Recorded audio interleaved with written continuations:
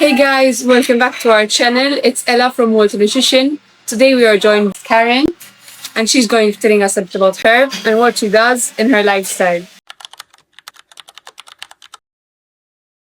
Do you follow a specific nutrition philosophy like macro tracking? Um, Not really. What I do for myself is, yes, I do track my macros every now and then, but I'm more about balanced eating more than following specific diets. I mean, those have a place for people who need them, but in general, I focus more on balanced plates and balanced lifestyle. How long have you been working as a nutrition coach, hormone specialist?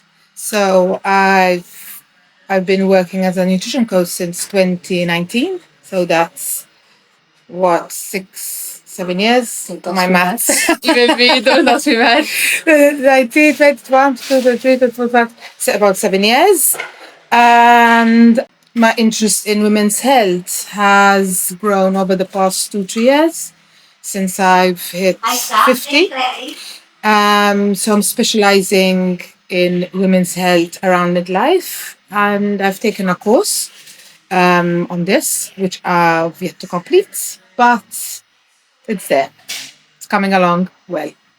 What clients do you work with exactly? A variety of clients. I've had men, women, girls in their women in their not girls, women in their mid 30s, mid 40s. It varies. As I said, it's very varied. But at the moment, I'm working with women who have issues with perimenopause and menopause, and maybe trying to balance their hormones, or they're not, they're doing things right, but not losing weight or gaining belly fat. So I'm helping them with those issues. What certifications or formal education do you have in nutrition and hormone health? As I said, I don't have just yet.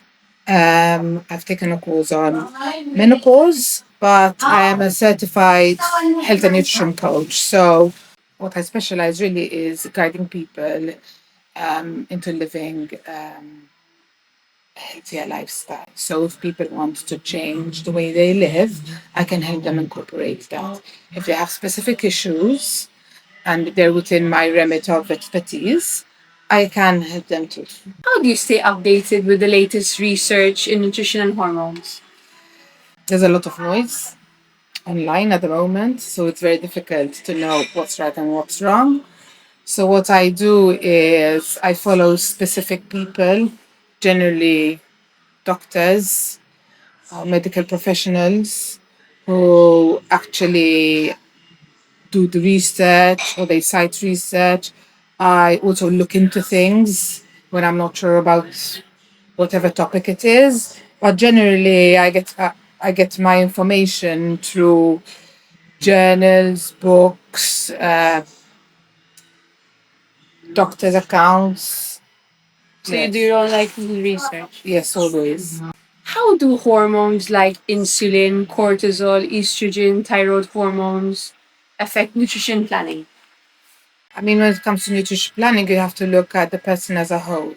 So, these are all different aspects of one's lifestyle. I don't diagnose people. So if someone comes and tells me I have elevated insulin, I can help them with that. And I can tell them how to adjust the diet according to that. That's interesting.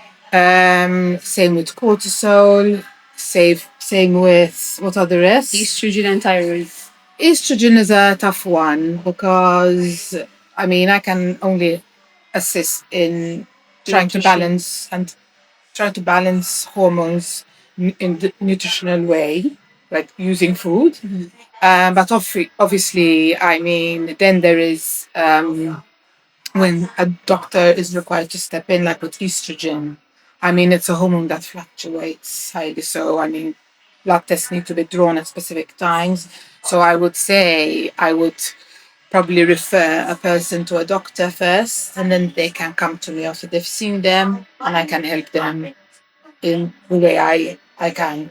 Exactly. So you help more towards Lifestyle, forming forming a good lifestyle, and forming good nutritional habits. helping them Yes. eat the right food according to their hormones. Exactly. Correct.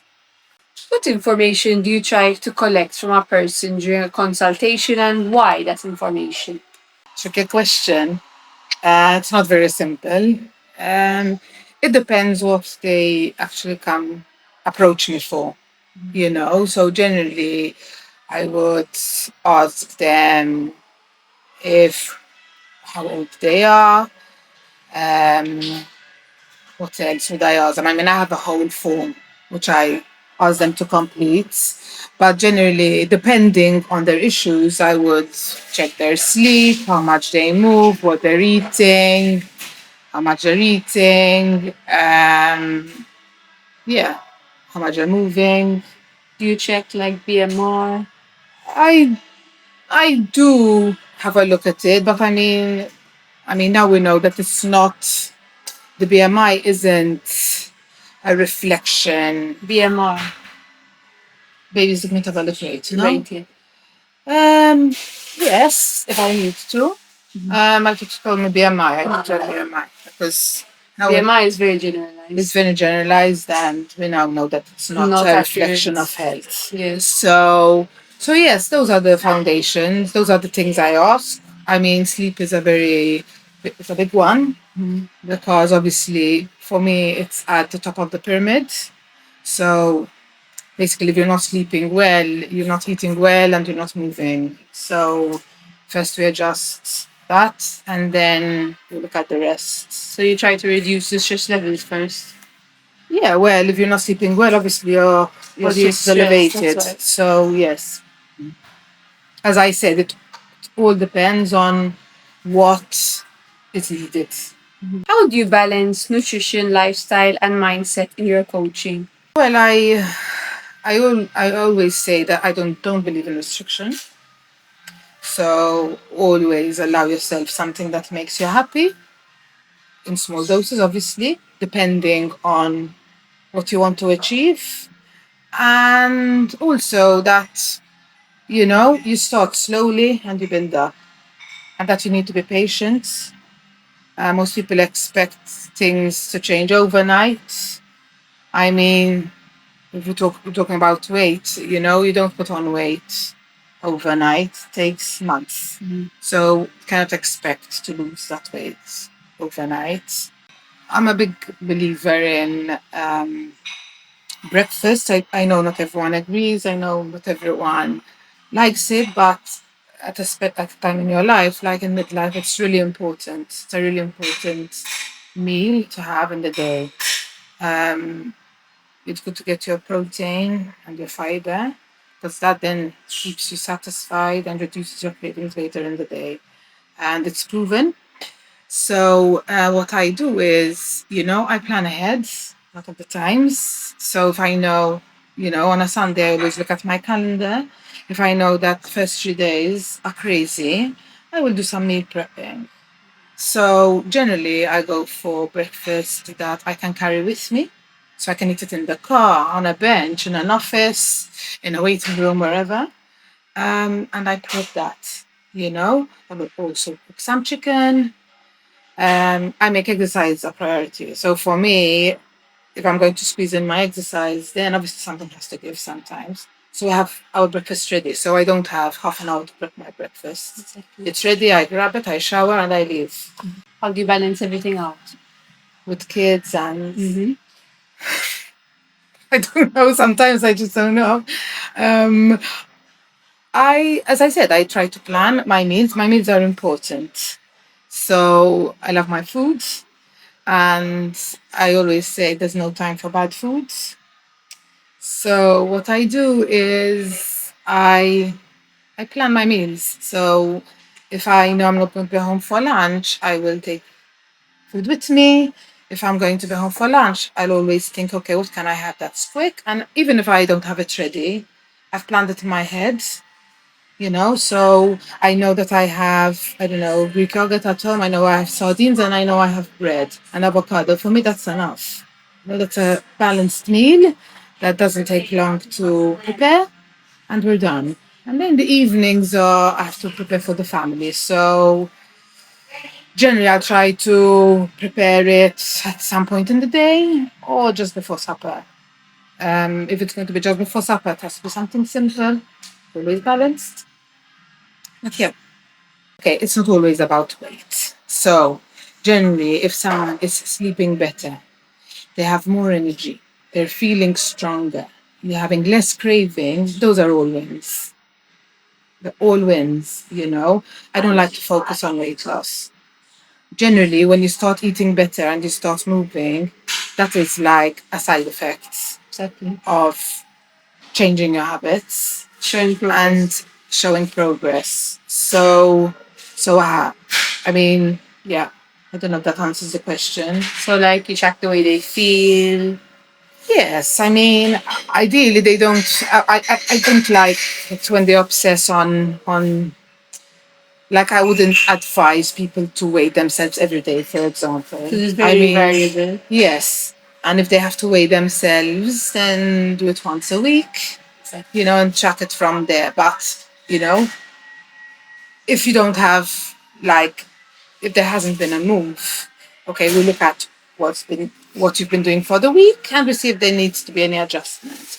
But it's not the only sign of progress. Those 2 kilos you put on after eating like a high carb meal, it's water, because carbs Absorb absorb water. water. So I mean, 2 kilos overnight isn't fat. Exactly, but You some know? people think it is. So I would. When they go on the scale on what they'll see their weight higher, and eating the But this is why you can't weigh yourself every day, and you have to look at the body as a whole, you know, and not just focus on just the weight. What are the most important habits for maintaining happy hormones? It depends what stage of life you're in. I mean, I don't want to say the wrong thing here because hormones, especially for women, can fluctuate. I see on your Instagram you post a lot of like early morning walks, which can help your hormones, as you say on your Yes. Instagram. Sunlight, Yes. sleeping well. Tell us a bit. Obviously, your circadian rhythm is very important. So having that work for you means you get better sleep, you have more energy. So that's one. Then, if you're highly stressed, for example, and you're fasting, then I would say to reduce your fasting window. I mean, 12 to 13 hours or 12 to 14 is a good time, but anything more than that, you're stressed, can cause more stress. So first comes system, you know. Insulin is another one. You know, if you have elevated insulin, then we need to look at your diet and what you're eating, and maybe you need to eat in a certain manner. Walking after meals helps. So we introduce these little things depending on what's needed. Obviously, if it's out of my expertise, I would always refer because I'm not a medical doctor.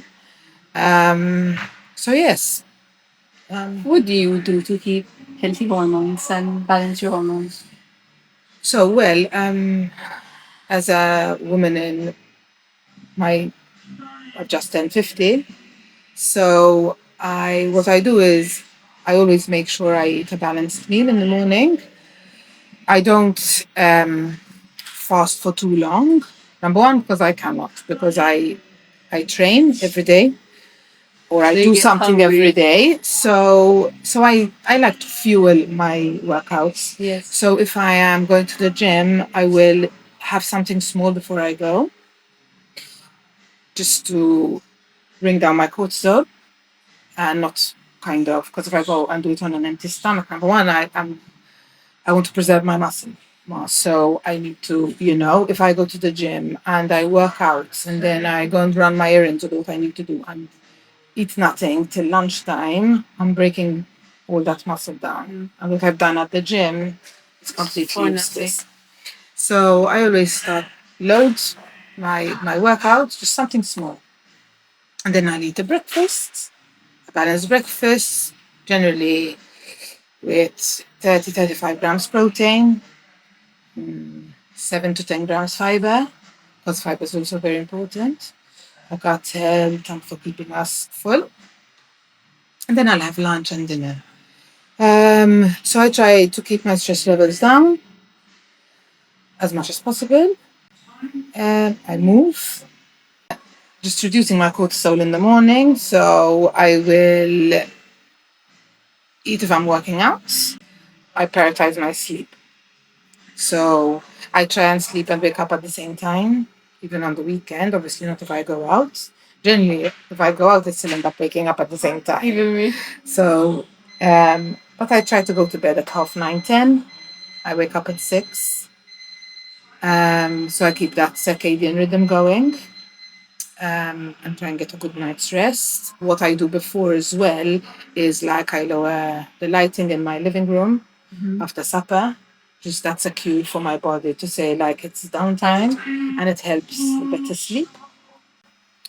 Then I wake up, have my breakfast, and I make sure that if I'm working out, I eat well because that's really important for recovery. Because if we don't eat well, we don't recover well. And then we feel fatigued, feel tired, we don't work out. So yes, that's what I do. So sleep, eating properly and balanced meals, and moving. What are the most common struggles you find in your clients suffering with nutrition and hormone health? I would say hormone health. I mean, it, people in their mid to late 40s generally find that they get very fatigued. They doing all the right things, but they're still gaining fat around the midsection. They struggle to get enough protein. Um, what else? They struggle to move. So maybe they're not prioritizing their movement. I mean, Time management. time management. Um, Sometimes struggling to eat enough, especially we come from that diet culture, you know, where, we want to exercise more, To stay skinny, not to be strong. to eat less. So, yes. So instead of, eating better and moving, we move more and eat less, which puts so much strain on our bodies. And they don't realize that the road to getting the right body composition you want is, and that muscle is to eat more, Yes. not to Yes. eat less. I mean, when you're looking for that, I don't know, toned look, that comes from lifting In the gym, which yeah. many women are scared to do still. They think they'll It's become... getting better It is. because in the section of the weights, I'm seeing more women. Yes. Which But they're is scared of being bulky. But and it takes so much to get bulky. I mean, especially Even in bodybuilders midlife. struggle to get bulky. Imagine what we have to do. Especially in midlife. So, and fueling. So I try and educate or try and what's the word? It's not coming to me. That fueling more doesn't mean you're eating more calories. You can eat high volume foods that gives you the macros you need to recover and to build. I mean, if you go to the gym and you don't eat enough protein and you don't fuel enough, your muscle's going to keep breaking down and you're never going to build muscle and you're never going to get that toned look. I mean, it's eating high volume foods, so like you could have like a nice Exactly, that's bowl of salad with lots of veg and fiber and protein. And then, a croissant and a massive latte or whatever, which will give you the same calories. Of different ways of feeding. Yeah, but obviously one is fueling you, and, and giving you all the nutrients. And Exactly. the other one is not giving you anything. It's going to give you an energy rush, and then you're going to crash, and you're going to start reaching out for more. Why do women experience plateaus despite eating well and dieting? It's not an easy question that I can answer quickly. Again, we would have to look at it on a case by case basis. Sometimes it's about adjusting or tweaking either their diet or their movements, um, generally. But I mean, it's not an easy question. As in, I can't answer specifically because it all depends on the person and the situation. How do you help women build healthy habits that support healthy aging? The moment I'm running, it's not an ad, but now that No, you've asked, no. I'm running a 26-day habit calendar, which is focused on building healthy habits in midlife. So basically, it's a 26-day program in group form where I provide one habit or task for the day. And the idea is to do the task. And I also say why this task is important. And each day you try and build the tasks so that you stack them up and they become habits. Nice. Yes. That's really nice. That is like I've been trying to wreck my brain on how to do it. But so I came up with this program. But what I would normally do without this program is to start slowly. So we start from the bottom and we build up gradually. So I won't, give someone like 5 goals for the week.